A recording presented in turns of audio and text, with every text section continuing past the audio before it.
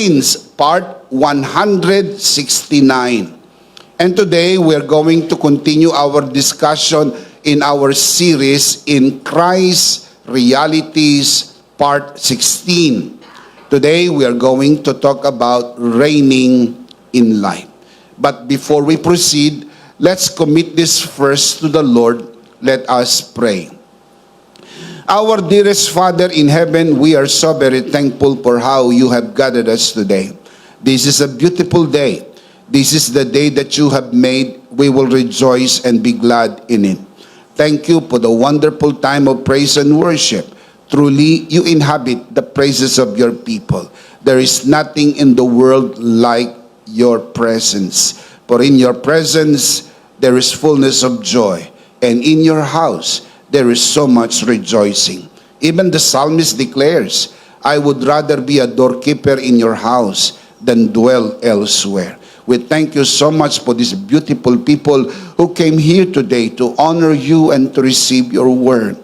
Thank you also for the beautiful people who are watching this broadcast and joining us via online. We commit to you this time, even this learning time. It is our prayer that everything that will be said and done only for your glory and for the blessing of everyone. This we pray, Father, only in the name of your Son, our Lord and Savior, Jesus Christ, by the power of the Holy Spirit. And everybody would just simply say, Amen. Amen. Palakpakan si Lord.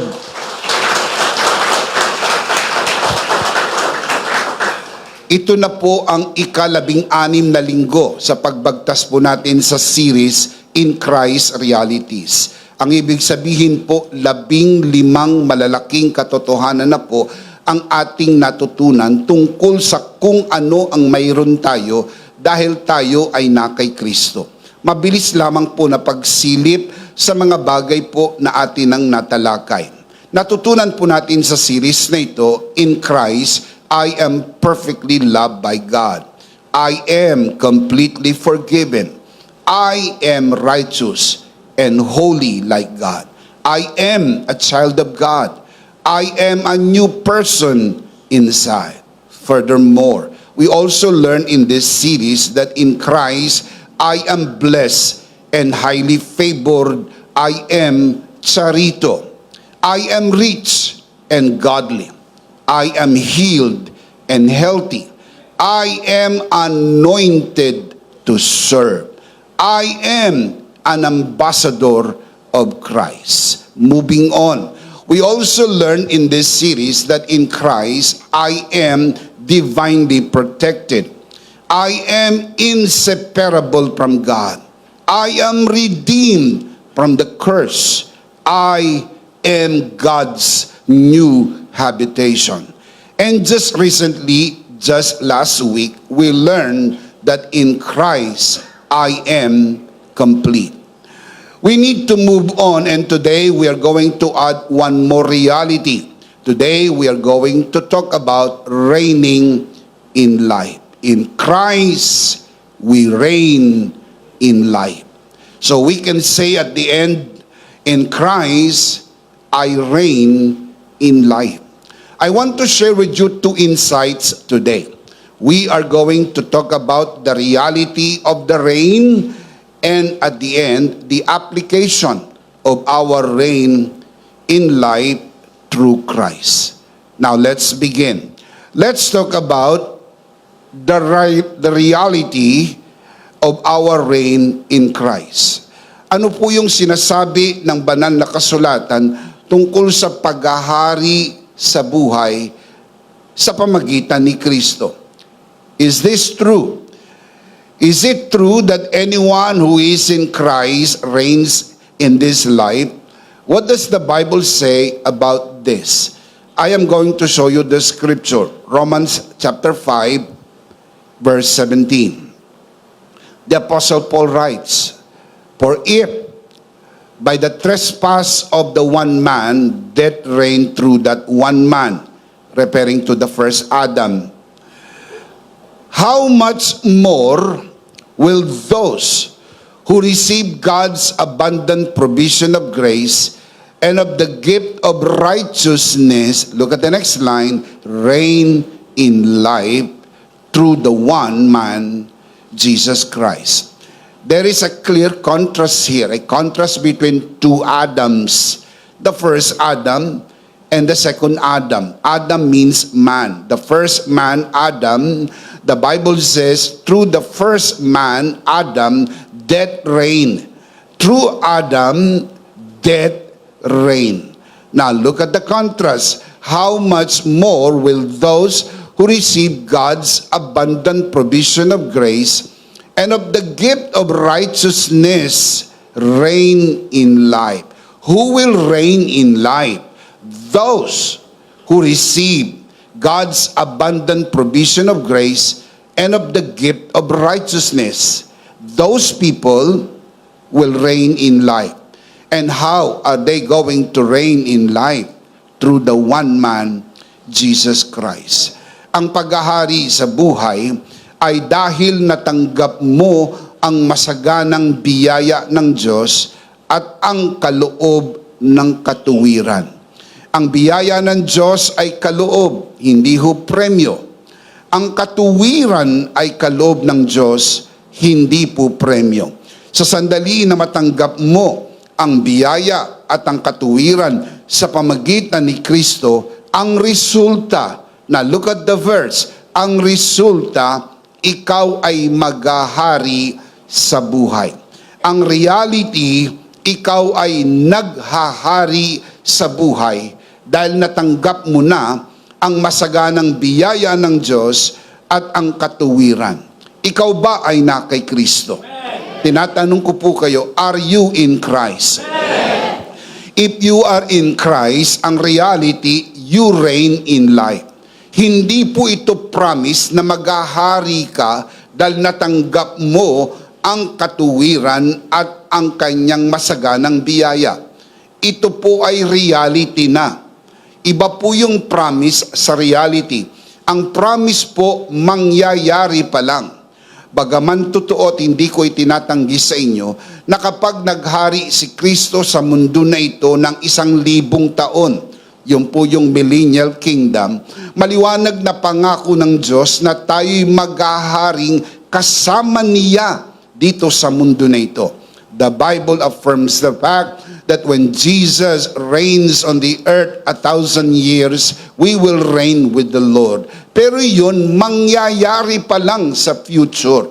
Itong sinasabi ni Apostol Pablo dito ay hindi po in reference to the future. It is something so real, it is something about now. We reign in life. For the simple reason that we have received the abundant provision of grace and of the gift of righteousness, we reign in life through Jesus Christ. Can you say amen? Amen. Now let's look at this verse from the Amplified Version. This is even more graphic. Romans 5:17 from the Amplified. For if, because of one man's trespass, death reigned through that one man, referring to Adam, much more surely.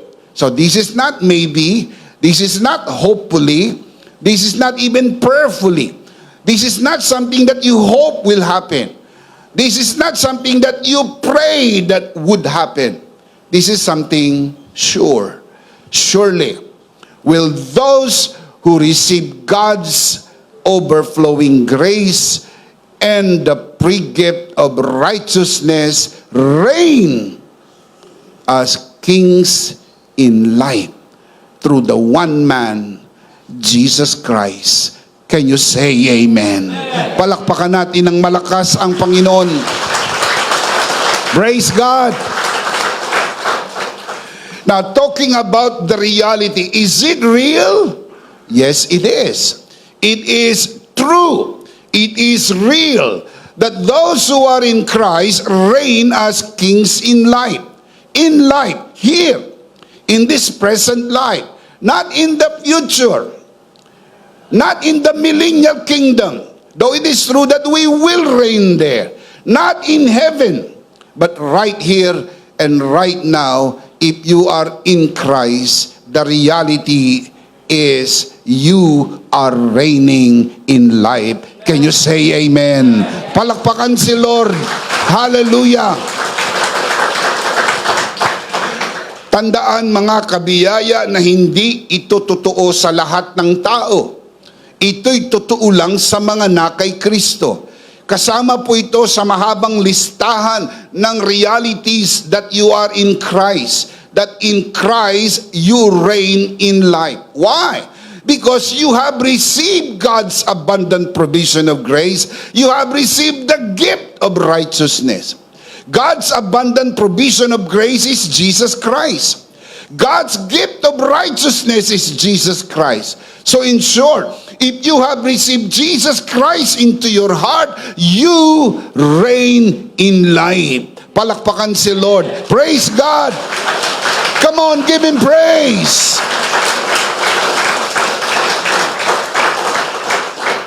Can you shout amen? Amen. Can you shout amen? Amen. I believe with all of my heart that if you are in Christ, and the truth is you are. How many people in this gathering believe that you are in Christ? Taas ang kamay. Palakpakan si Lord. Malakas sa palakpakan. May kasamang hiyawan. Come on, give Him praise, give Him praise. Hiyawan ng mga naghahari kay Kristo. Woo!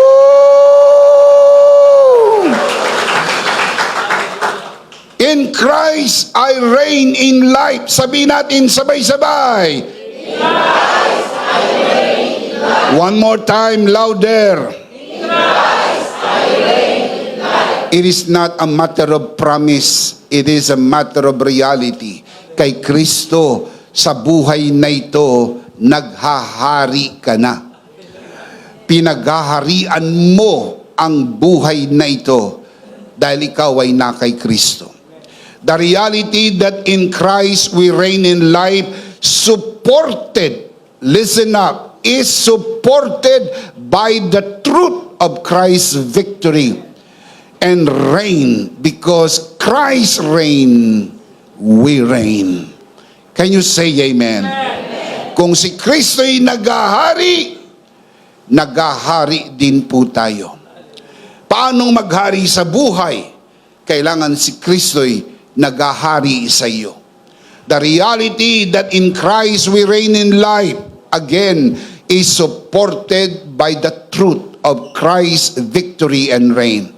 Because Christ reigns, we reign.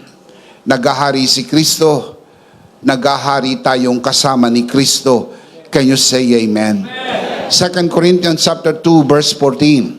Now, thanks be to God who always causes us to triumph in Christ and spreads through us the fragrance of the knowledge of Him everywhere.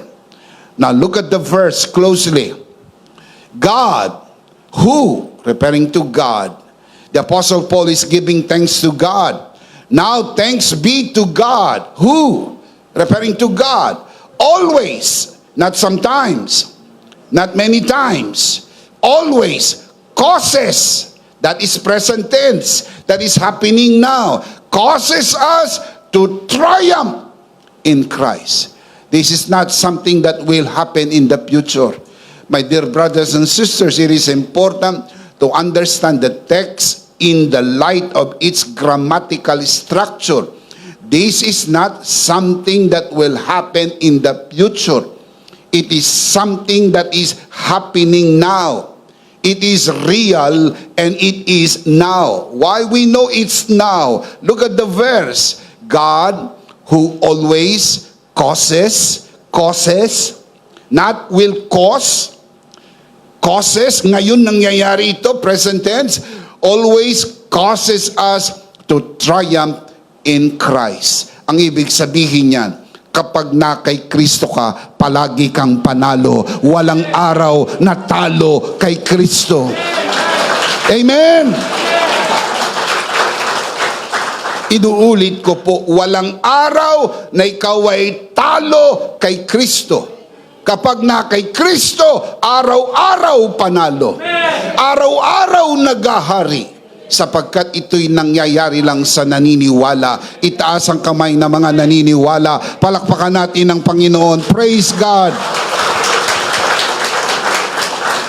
At dahil araw-araw kang nananalo, kasama ka sa parada ng kanyang tagumpay, at ang bango ng kanyang tagumpay ay humahalimuyak sa iyo, sapagkat sa harap ng Diyos, ikaw ay mabango, dahil ang iyong pabango ay si Kristo.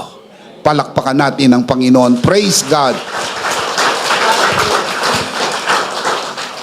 Ephesians chapter 2 verse 6, the Apostle Paul writes, "And God raised us up with Christ and seated us with Him in the heavenly realms in Christ Jesus." Pansinin niyo po yung word na seated.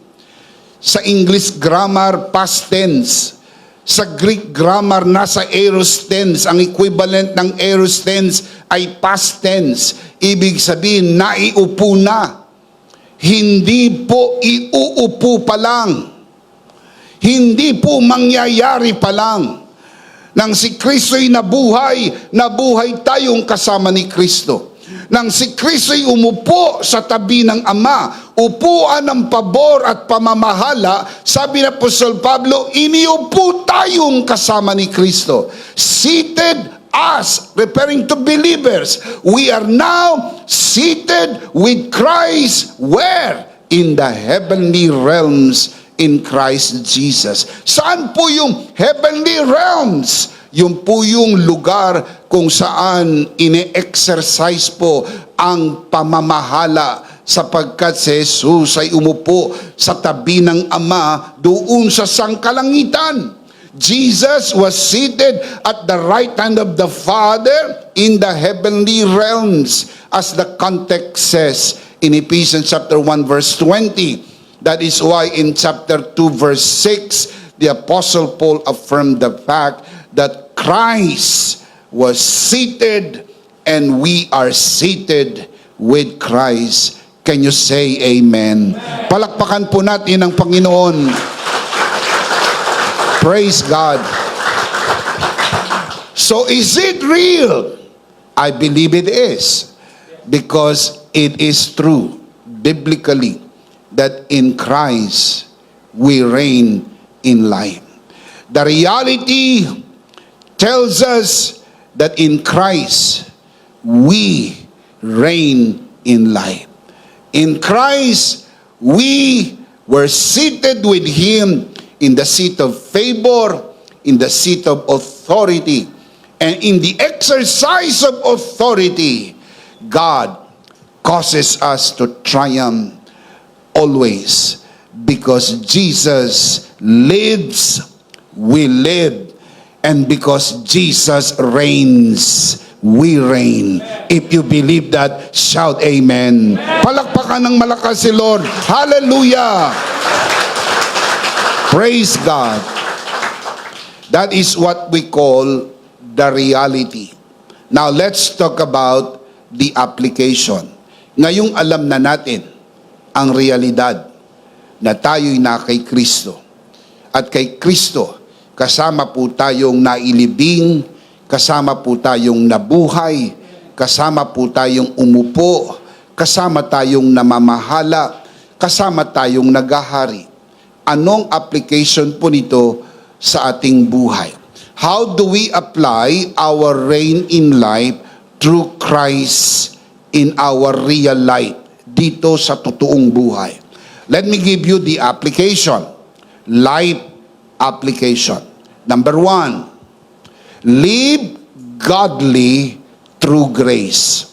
Dahil tayo po'y naghahari sa buhay, dapat daig natin ang kasalanan. Hindi dapat ang kasalanan ng naghahari sa iyo manapa. Dapat naghahari ka sa buhay at daig mo ang kasalanan. Live godly through grace, relying on His strength and not your own. Letting His grace guide your action every day. For sin shall not have dominion over you under grace. Dahil tayo nasa ilalim ng grasya, hindi po tayo nadidisgrasya ng kasalanan. Kaya natin ang kasalanan, kaya natin ang tukso, kaya natin ang dyablo. Dahil dinaig na ito ni Kristo sa krus ng Kalbaryo. Tinalo niya ang kasalanan, tinalo niya ang kamatayan, tinalo niya ang kaaway. Kaya dahil siya'y nagtagumpay, tayo po'y ginawa niyang higit pa sa mga mananagumpay. Romans chapter 6 verse 4. The Apostle Paul writes, "For sin shall not have dominion over you, for you are not under law, but under grace." Now look at the verse. Under grace, sin shall not have dominion over you. Wala nang kakayahan, wala nang kapangyarihan ang kasalanan sa iyo. Naputol na ang kadena, kaya hindi ka dapat kinakaladkad ng kasalanan. Now you have the authority to draw the line and say, "No way! Hindi ko na yan gagawin. Binago na ako ng Panginoon. Hindi na ako lasinggero, babaero, sugarol. Hindi na ako butangero. Hindi na ako basagulero. Binago na ako ng Panginoon." Shout amen. Amen. Yan ang katotohanan ng sinumang na kay Kristo'y naghahari sa buhay. Daig mo ang kasalanan. Under grace, sin loses its power over you. Now look at this verse from the Message. Romans 6:14. Sin can't tell you how to live. Again, sin can't tell you how to live. After all, you are not living under the old tyranny of the law any longer. You are living in the freedom of God's grace. Dahil nasa biyaya ka na, wala ka na sa ilalim ng pananakop ng kautusan. At dahil wala na ang pananakop ng kautusan, wala nang kapangyarihan ng kasalanan sa buhay mo. You can now draw the line and say, "The things I used to do, I do it no more." Dahil ang sino man na kay Kristo, naghahari sa buhay, daig niya ang kasalanan. Can you say amen? Amen. Titus chapter 2 verse 11 to 12. The Apostle Paul writes, "For the grace of God that brings salvation has appeared to all men." Stop there. What brings salvation? Look at the verse. What brings salvation? The grace of God, not religion. The grace of God that brings salvation has appeared to all man. Look at this. It, referring to the grace of God, it teaches us to say no to ungodliness and worldly passions, and to live self-controlled, upright, and godly lives. And tell me where? In this present age. Where? Here. When? Now. Right here, right now. You can live godly. You can live with victory over sin. Hindi dahil sa lakas mo. Hindi dahil sa repertoire ng religion. Hindi dahil sa ritual ng religion. Because of the grace of God. Kaya tinanong ako misa ng obispo, anong pipigil sa tao para magkasala kung alam niya na siya'y pinatawad na sa lahat ng kanyang kasalanan? Itong dahilan kung bakit hindi tinuturo ng religion ang teaching ng Bible na pinatawad na ang lahat ng ating kasalanan. Dahil sa nervyos nila na pag nalaman daw ng tao na pinatawad na lahat ng kasalanan, ay wala nang pipigil sa tao para magkasala. Mga kapatid, mayroon. Sapagkat ang pumipigil sa tao para wag magkasala ay nakasulat dito sa Titus chapter 2 verse 11 to 12. Tignan niyo uli yung verse. For the grace of God that brings salvation has appeared to all men. It, Ano po yung tinutukoy na eat? The grace of God. The grace of God teaches us to say no to ungodliness. So what teaches us to say no to sin? The grace of God, not religion. Marami ng reliyon sa buong mundo at dumadami araw-araw. Pero hindi ho umuunti ang kasalanan sapagkat walang kakayahan ng religion para pigilin ang tao magkasala. In fact, nakakahiyamang sabihin ko minsan ang religion pa ang siyang nagsisimula ng pagkakasala, ang mga pang-aabuso, ang mga pagpatay, ang mga pagnanakaw sa ngalan ng relihiyon. Bakit? Sapagkat ang relihiyon ay ginawa lang ng tao. Ang kailangan ng tao hindi relihiyon. Ang kailangan ng tao ay ang grasya ng Diyos, ang biyaya ng Diyos kay Hesus Kristo na ating Panginoon. Shout amen. Kapag natanggap ng tao ang grasya ng Diyos, lumalakas ang kanyang pagkatao. Kaya niya nang tumanggi sa kasalanan. Kaya niya nang tumanggi sa droga, kaya niya nang tumanggi sa baraha, kaya niya nang tumanggi sa alak, kaya niya nang tumanggi sa sugal, o anumang relasyon na hindi ho nakakalugod sa Diyos. Now he can draw the line. Ang sabi niya, hindi ko na gagawin yan. Diyan na ako galing. Ginawa ko na yan dati, pero hindi ako naging masaya. Ngayon, binago na ako ng Panginoon. Hindi na ako katulad ng dati. Shout amen. Mga kapatid, isa sa pinakamalakas na argumento ng grasya ng Diyos, kapag natanggap mo ito, hindi ito nagiging lisensya sa pagkakasala. Tulad ng maanghang na bintang ng mga taong laban sa mensahe ng biyaya, di umano ng mga taong nakatanggap ng grasya, lumalakas ang loob para magkasala at para silang nakakuha ng professional license to sin. Nothing could be farther from the truth.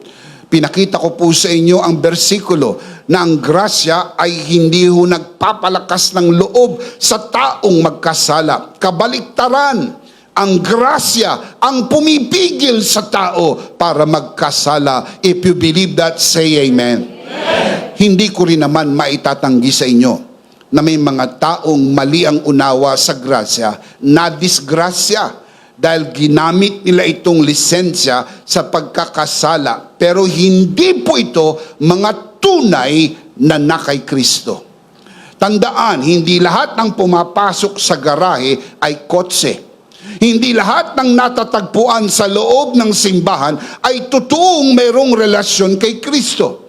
Ang mga taong mayroong relasyon kay Kristo, sa makatwid bagay na kay Kristo, mayroong pagbabago sa loob patungo sa panlabas. At hindi po yung mga nagpapanggap lang. Pakinggan natin ang babala ng banal na kasulatan. Jude, verse 4. Ito po yung mga nang-aabuso ng grasya. Ito yung tinutukoy nila at hindi po ito tumutukoy sa atin. Ito po'y tumutukoy sa mga hindi mananampalataya. Now look at the verse.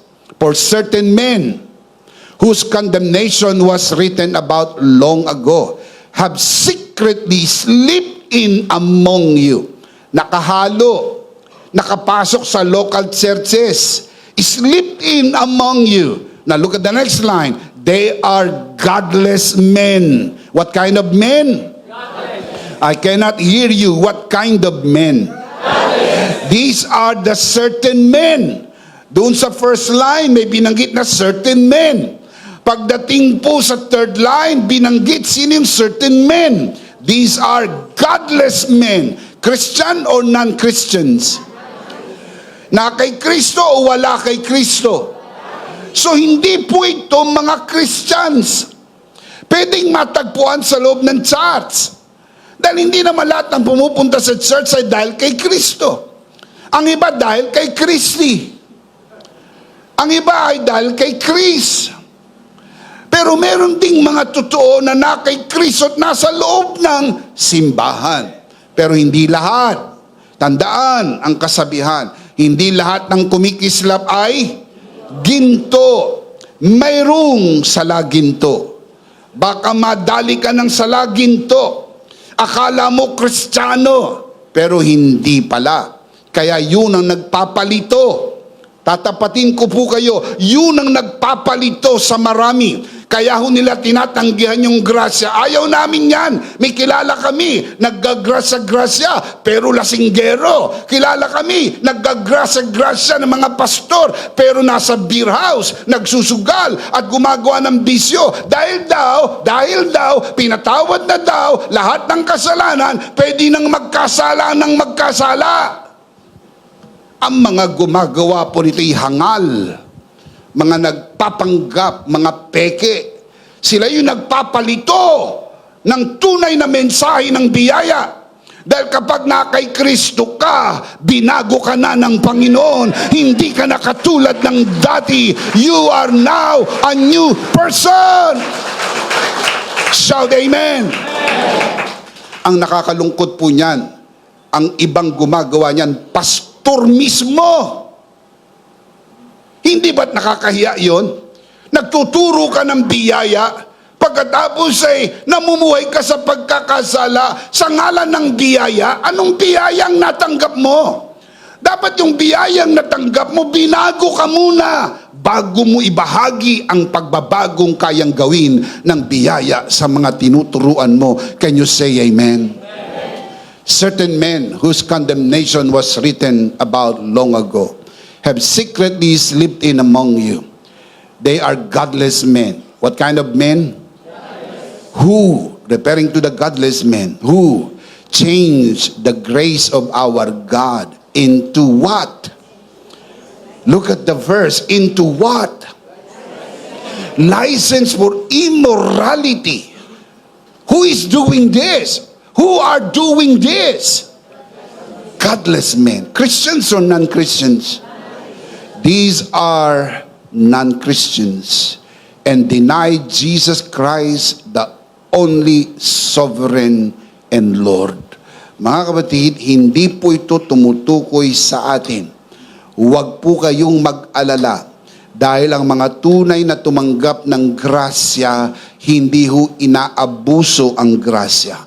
Bakit? Sapagat hindi mo pwedeng abusuhin ang hindi mo kayang ubusin. Sagana ang biyaya ng Diyos. Palakpakan si Lord. Hallelujah. Praise God.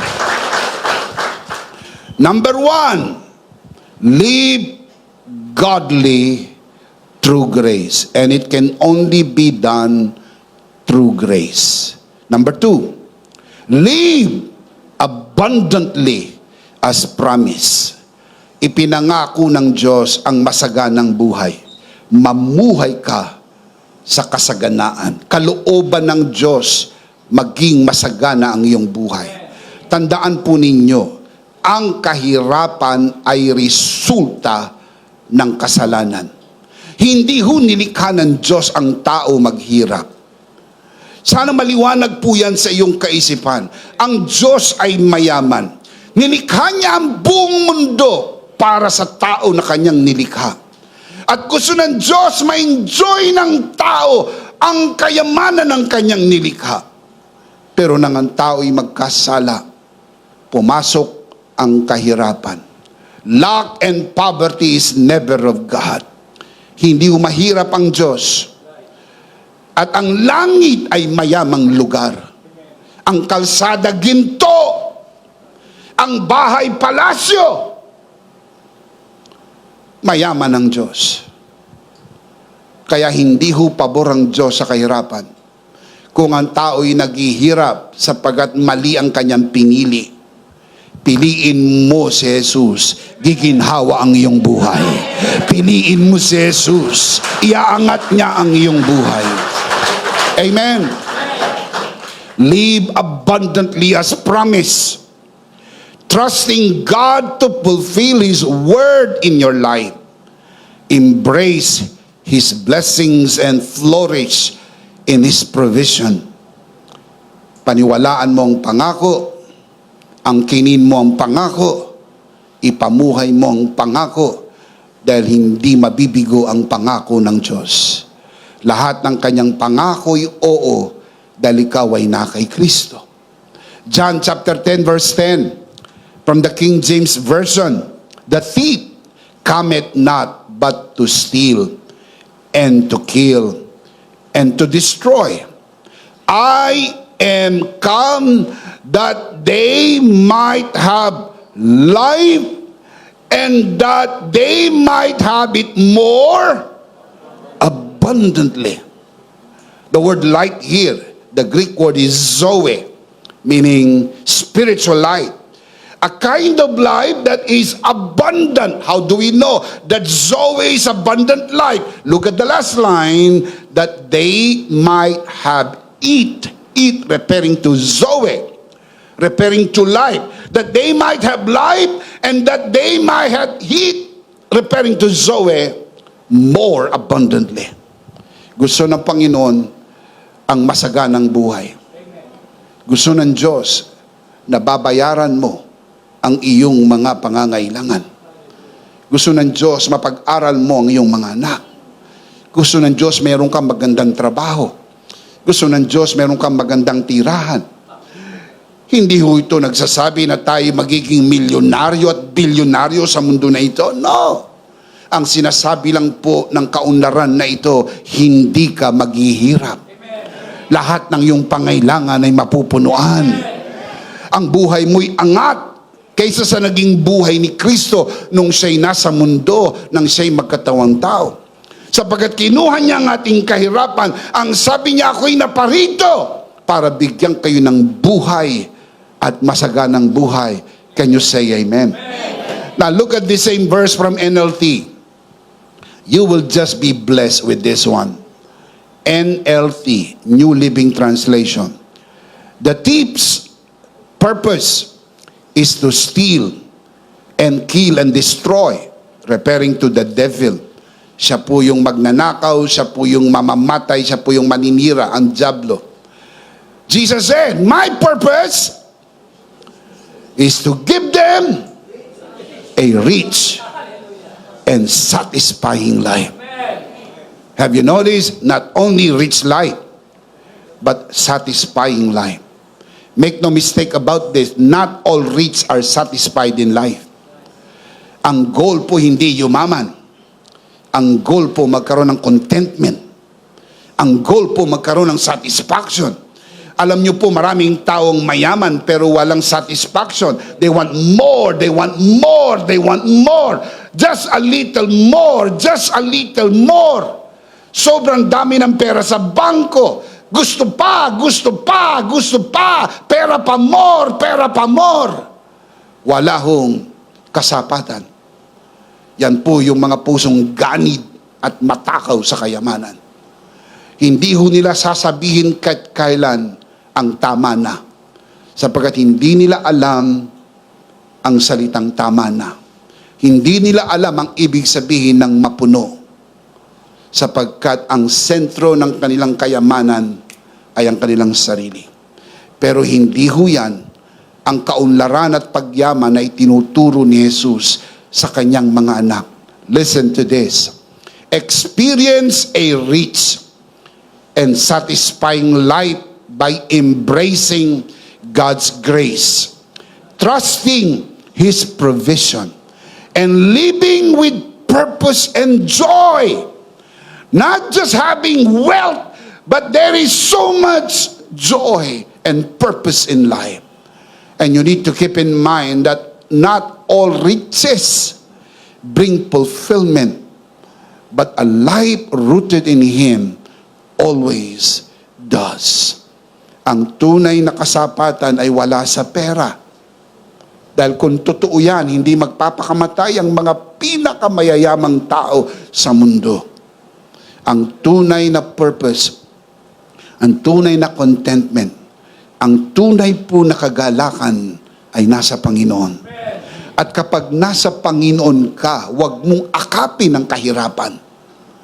Pag niyakap mo ang kahirapan, may balita ako sa iyo, mas mahigpit siyang yumakap. Uulitin ko po. Kapag niyakap mo ang kahirapan, yayakapin ka nito at hindi ka na makakaalis sa kahirapan. Yung poverty mentality, Pinanganak kaming mahirap, mamamatay kaming mahirap. Mga kapatid, that is a counterproductive kind of mentality. Hindi ho gusto ng Diyos ganyan ang ating maging kaisipan. Mga kapatid, hindi po tayo kailangan maging materyoso. Hindi kinakailangan maging materialistic at hindi ka kinakailangan maging material girl.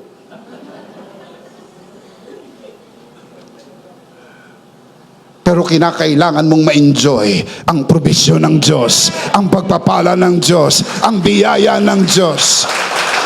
Amen. Shout amen. Kalooban ng Diyos umunlad ang iyong buhay. Sapagkat ang tunay na kaunlaran ay nagmumula sa Diyos at merong contentment. Bisa paano ko malalaman kung aking pag-unlad ay galing sa Diyos? Napakadali lang. Merong contentment ang heart mo. Masaya ka. Pero yung marami ka ng pera, hindi ka pa masaya, kawawa ka. Mas maigi pa yung mga taong hindi gaanong marami ang pera pero masaya, tumatawa. Hindi na nga alam ng ibang mayaman kung anong ibig sabihin ng tumawa. Yung tunay na tumawa. Kasi yung iba, mga kapatid sa mundo, kaya lang sila masaya sapagkat mayroong kasiyahan. Pero pag wala ng kasiyahan, hindi na sila masaya. Pag may sumasayaw, may kumakanta, may kainan, may bidyoke, tawag nila happy hour. Kapag happy hour, everybody happy. Pero ang tanong, natatapos mo bang happy hour? Of course. Pag wala ng happy hour, hindi na sila masaya. Ang tunay na kasiyahan, kahit nag-iisa ka, masaya ka, dahil ang iyong kasiyahan ay ang Panginoon. Did you know that contentment is godliness? This is what the Bible teaches. 1 Timothy chapter 6 verse 6. Yet true godliness with contentment is itself great wealth. Yun yung great wealth. Yun yung malaking kayamanan. Ano yun? Yun pong godliness with contentment. Masaya ka. Maiksi ang kumot, masaya ka. Lumaki ang kumot, masaya ka. Matigas ang higaan, masaya ka. Lumambot ang higaan, masaya ka. Hindi ho ang nagpasaya sa iyo ay yung lumaki ang kumot at lumambot yung higaan. Ang nagpapasaya sa iyo ay kahit maikli ang kumot at matigas ang higaan, hindi ka natutulog mag-isa. Kasama mo ang Panginoon at hindi ka niya iiwanan at hindi ka niya pababayaan. Amen! Shout amen. That is why in this series we learn that in Christ I am rich and godly. Not only rich but also godly. You have to keep in mind that not all rich people are godly. What we aim for is godliness with contentment. The time will come and say, that's enough. Lord, okay na. Masaya na po ako sa lahat ng biyayang bigay mo. At kung dadagdagan mo pa po ito, Panginoon, bibigyan mo ko ng opportunity para pasayahin ang ibang tao. Kung dadagdagan mo pa po ito, Lord, bibigyan mo ko ng opportunity matulungan ang aming church na maitawid ang mabuting balita ng biyaya sa buong Pilipinas at sa maraming bansa. Amen. Dahil sa totoo lang, may mga nanonood sa broadcast na ito at maaring nandito sa bulwagang ito. Mamamatay po kayo at muling mabubuhay at muli kayong mamamatay. Hindi nyo na mauubos kung anong na-imbak ninyo para sa inyo at para sa inyong pamilya. You have enough. Sobra na ang ibinigay ng Lord sa inyo. And you have to be grateful and thankful that in Christ you are made rich because Jesus is our true wealth. Siyang tunay nating kayamanan. Palakpakan natin ang Panginoon. Praise God. Amen. Number 3, live healthy through the cross. If you reign in light, you need to know how to live healthy, and the secret is through the finished work of Christ. Health in its fullest extent is grace through the finished work of Christ. While we can only do so much to protect it, the cross has done it all. Kung minsan, nagugulat tayo sa buhay. May mga taong kilala kayong napakaingat sa pagkain. Napakaingat sa inumin. Pero ginulat kayo ng malaking pagkagulat. Biglang nagkaroon ng sakit.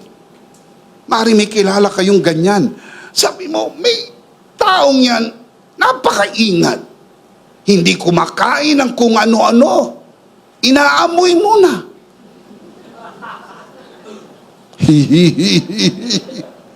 May mga tao na kumakain, di na inaamoy. Nalaman na lang niyang sira dahil sinabi ng asawa niya, sira yung kinain mo ha. At nung sumunod na araw, tsaka lang nasira ang kanyang tiyan. Dahil kumain siya ng sira. Mga kapatid, may makilala kayong gulay lang ang kinakain. Gulay, parang kambing. Gulay. Damo. Malunggay. Dahong Maria. Damong Maria. Damong makahiya. Saluyot. Okra, talong. Hindi kumakain ng karne. May kilala po tayong ganyan. Pero biglang nagpa-check up, may cancer. Saan nakuha yung cancer? Sa damo. So ang moral lesson, huwag kang magdamo. Mga kapatid, we may be saying this lightly, but the truth is, no food can be considered 100% safe due to various factors. I did a research to find out may mga factors na nakakaapekto ng ating mga kinakain kahit ano ang inyong kainin. Uulitin ko, kahit ano ang inyong kainin, laging merong risk factor. Here are the risk factors. Number 1, contamination risk. Food can be exposed to bacteria, viruses, or chemicals during growing, harvesting, processing, or handling. The risk is from farm to market, from market to kitchen, from kitchen to your plate. Laging mayroong risk of contamination. Tandaan, wala hong 100% safe. Number 1 is contamination. Number 2, food-borne illnesses. Improper storage, cooking, or cross-contamination can lead to harmful pathogens, meaning microorganisms in food, posing health risk. Kaya hindi nyo alam, yung mga pathogens, mga microorganisms, it is beyond our eyes to see. Yan po ay merong risk sa mga pag-iimbak. Siyempre po, di ba, may mga malalaking mga kainan, hindi naman ho araw-araw ho yan na namimili. Meron silang mga storage. Yung pagluluto, yung pag-handle, lahat ito ay merong tinatawag po na risk. Number 3, allergies and sensitivities.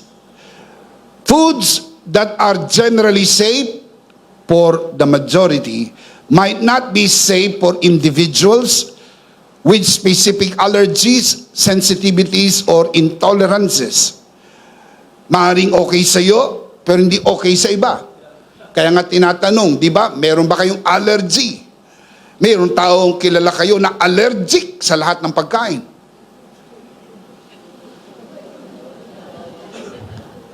Ano ba ang kakainin mo? Di mo na alam kung ano ipapakain sa kanya. Allergic sa lahat ng pagkain. Mga kapatid, o kaya ilan lang ang pwedeng kainin. Merong mga taong pag kumain ng chicken, nagchi-chicken skin. Tinutubuan ng pakpak.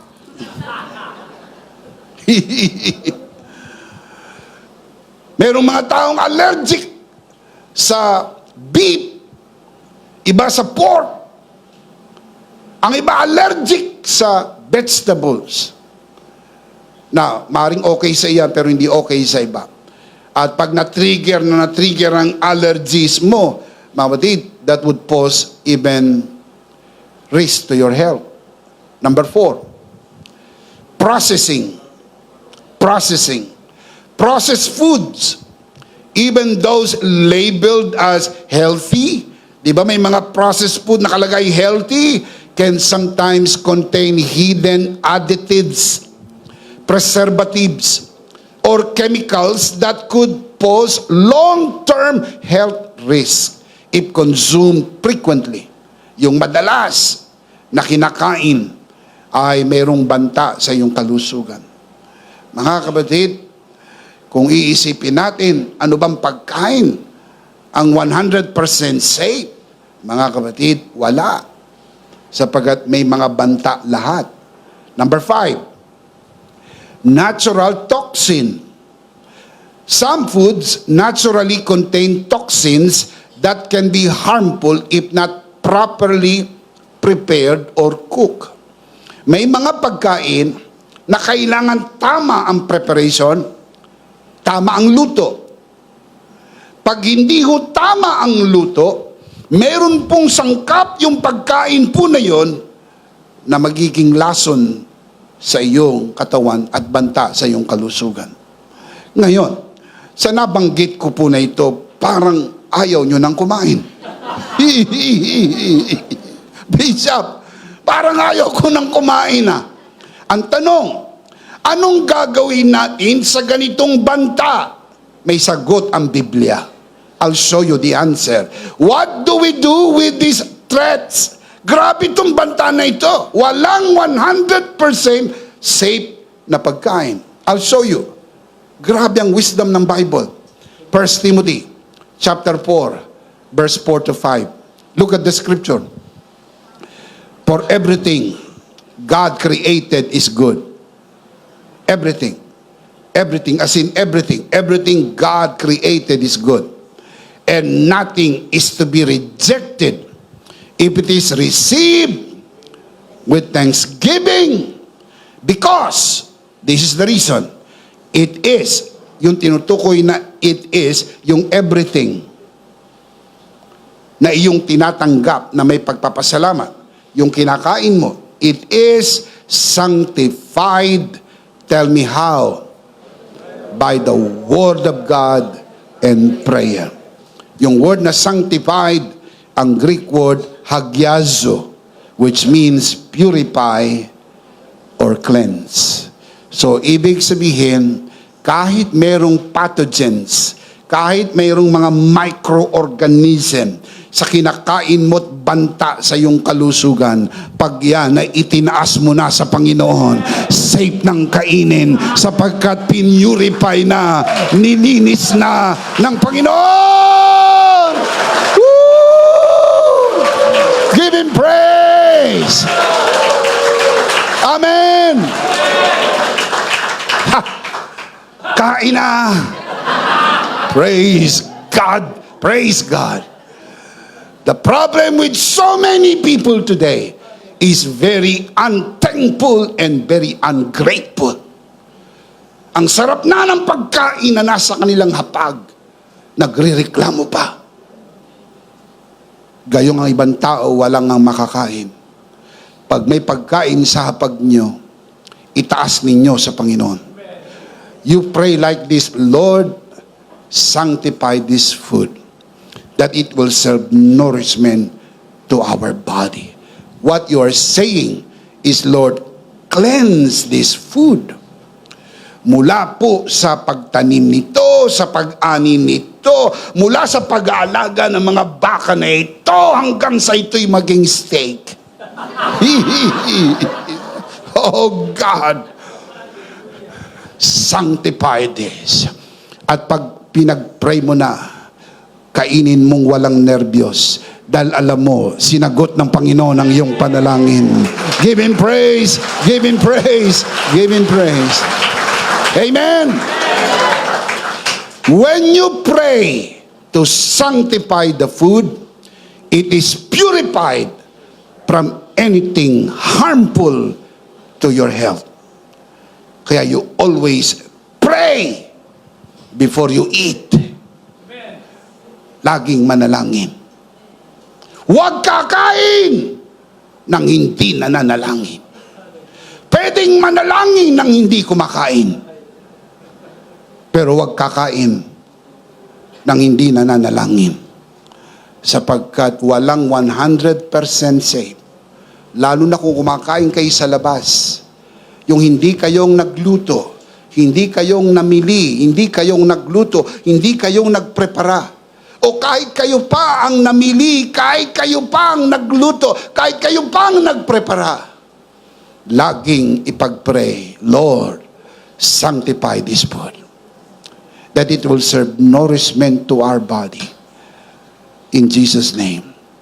Everybody say, Amen. Palakpakan si Lord. Praise God. Amen. Amen. And if you want to learn more about divine health, meron po tayong isinulat na ebook, ang title, Staying Healthy Through the Cross.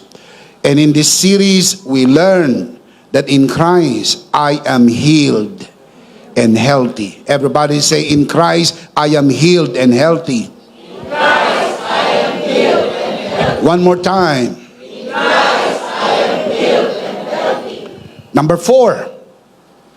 Live happy whatever the circumstances. Ang ibig sabihin ng in Christ you reign, hindi mo pinapayagan ang kalungkutan maghari sa iyo. Now, hindi ko sinasabing hindi mangyayari ang kalungkutan, hindi ko sinasabing hindi ka magkakaproblema, pero wag mong paghariin sa buhay mo.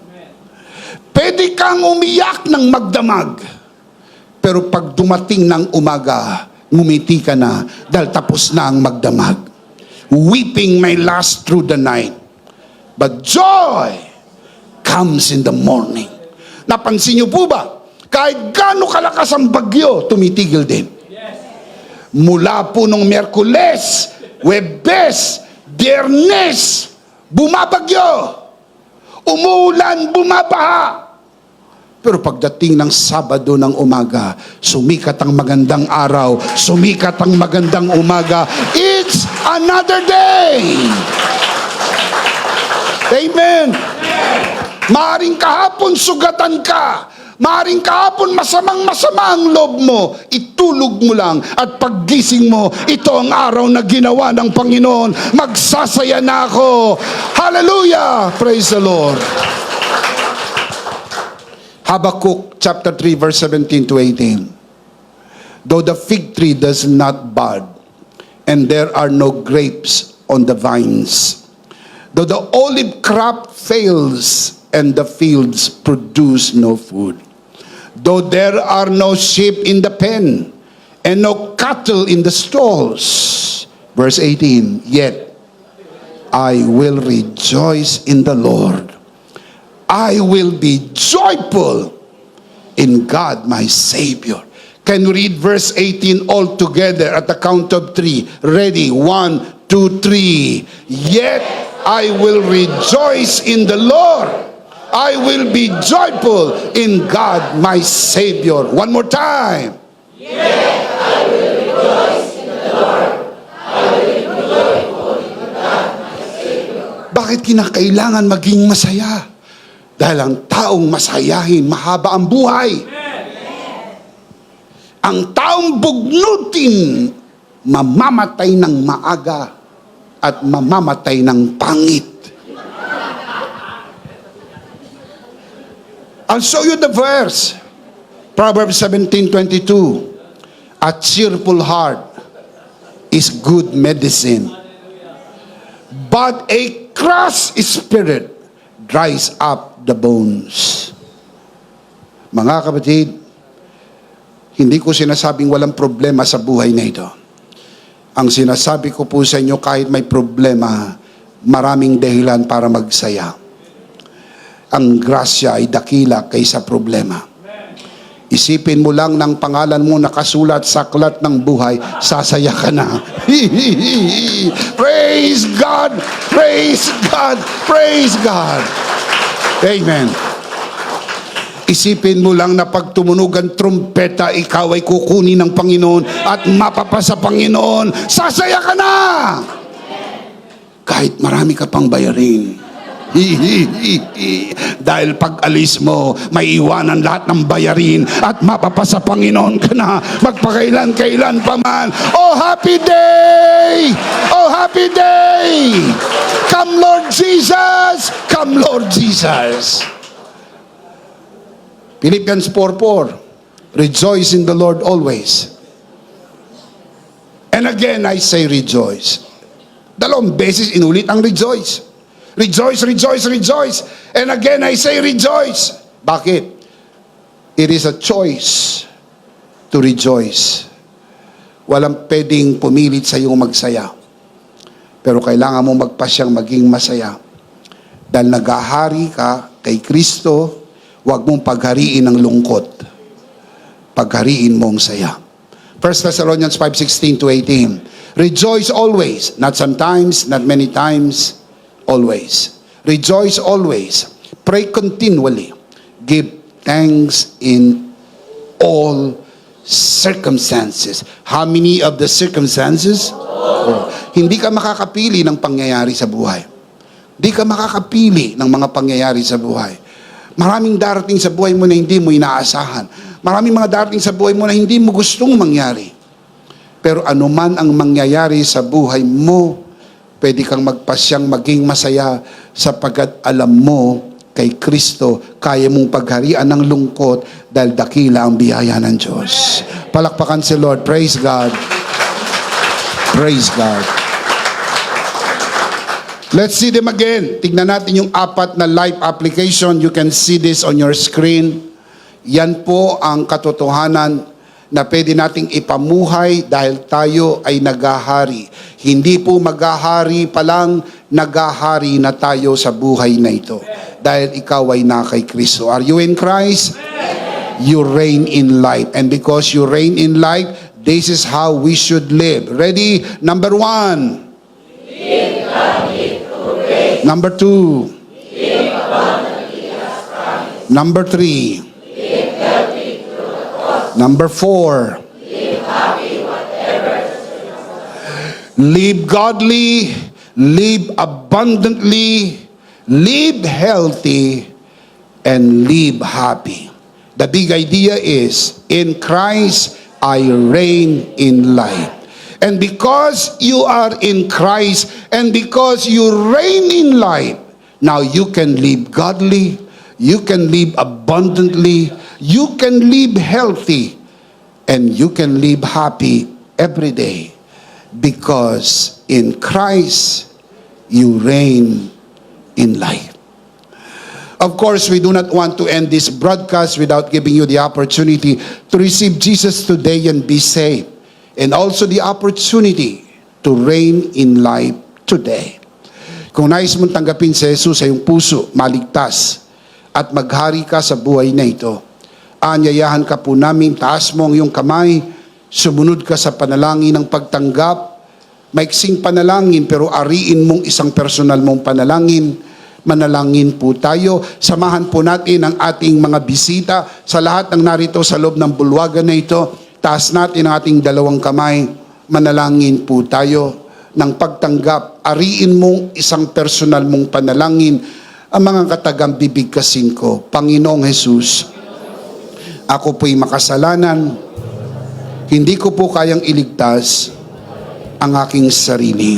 Ako'y mapapahamak ng hiwalay sa iyo. Narinig ko po ang mabuting balita. Ako po'y naniniwala. Tinatanggap kita sa aking puso bilang aking Panginoon at aking tagapagligtas. Salamat po, pinatawad mo na ang aking mga kasalanan. Isinulat mo na ang aking pangalan sa aklat ng buhay. Sa pangalan ni Jesus, Amen.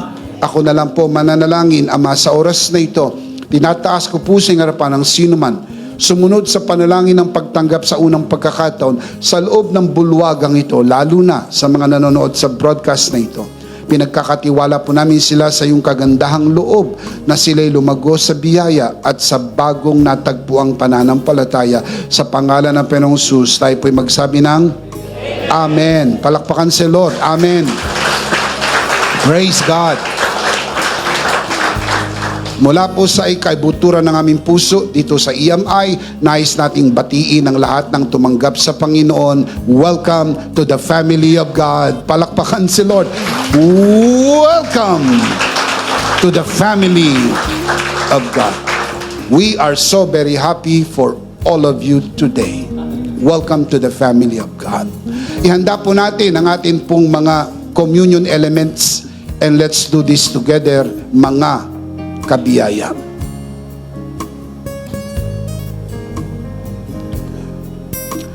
All right, let's do this together, mga kabiyaya. Hawak-hawak po natin ang pinakamakapangyarihang simbolo ng tinapos na gawa ni Kristo sa krus ng Kalbaryo. Ito ang aral na tinanggap ko sa Panginoon at ngayon naman ay binibigay ko sa inyo. Nang gabing siya'y pagkanuloy dumampot siya ng tinapay, kanyang pinagpiraperso at kanyang sinabi, ito ang aking katawan na pinagpiraperso dahil sa inyo. Gawin niyo to bilang pag-alaala sa akin. Sabay-sabay po natin gawin.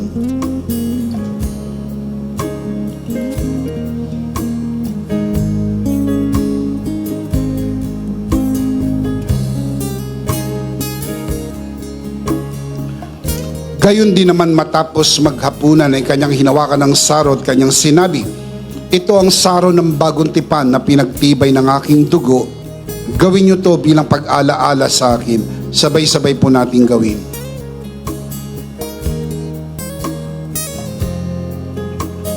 Ate po itaas ang ating dalawang kamay. At sumunod po tayo sa panalangin na ito. Aming Ama, maraming salamat po sa aming Panginoong Hesukristo. Panginoong Hesukristo, maraming salamat po sa iyong banal na dugo na iyong itinigis sa krus ng Kalbaryo. Dahil po dito, lahat ng aming kasalanan ay iyon ang pinatawad. Maraming salamat po sa iyong katawan na nabugbog at nasugatan. Dahil po dito, lahat ng aming sakit ay iyon ang pinagaling.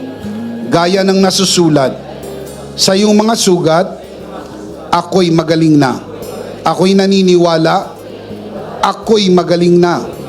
Aking dinideklara, ako'y magaling na. Ako'y malusog, malakas, masigla, pinagpala, pinaburan, at mabubuhay ng mahaba. Sa pangalan ni Jesus, maraming salamat po, Banal na Espiritu, sa iyong kapahayagan sa mensahe ng biyaya.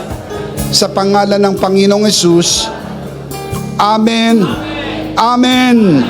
Palakpakan si Lord. Praise God. Praise God. Isang beses pa, malakas, sabay-sabay. Ano po ang ating big idea? Mas malakas pa dyan. Are you in Christ? You certainly reign in light. And because you reign in light, you can live godly, you can live abundantly, you can live healthy, and you can live happy. Because in Christ, you reign in light. Palakpakan si Lord. Praise God.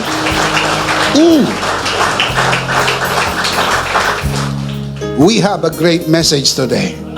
Praise God. Thank you so much for joining us today. Last of all, let me speak to your heart, you who are watching this broadcast. If this broadcast has blessed you, and if not asking too much, I would like you to bless this ministry with your love offering, so that together we can reach the world with the message of full grace. And from the bottom of our hearts here at EMI, we would like to say, thank you for giving to the Lord. We'll see you next Sunday, purposely on site, but definitely we'll see you again online. Ako po si Bishop Emmy, kasama po si Pastora Jo at ng kabuuan ng The Lord's Community and EMI Broadcast. Maraming thank you. Stay a bit for more announcements. Stay blessed and stay connected. Always remember, in Christ you are forever. Charito!